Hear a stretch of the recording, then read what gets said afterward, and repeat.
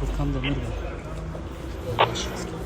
Tamam. Ben içeride oturuyordum abi, baktım içeride seslenince sen aynı hastanede. Yani ben de size...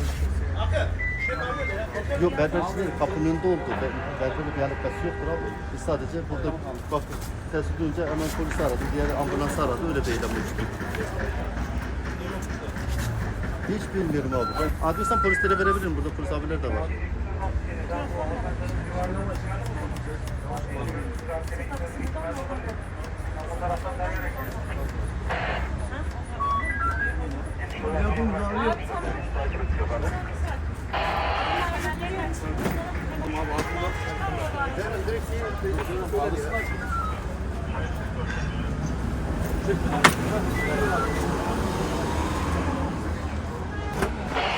Yok herhalde burada olmaz. Abi ben tıraşa başlıyorum, sıkıntı yok. Burada dükkanda mı oldu ki? Yok. Seydiye az aşağı kay. Geç farkı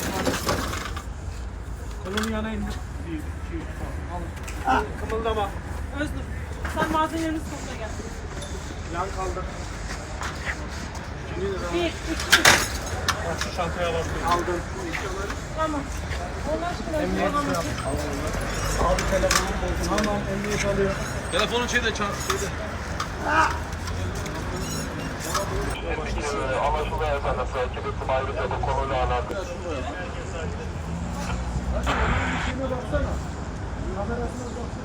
Efendim çocuğum. Lan bir tanesi yok.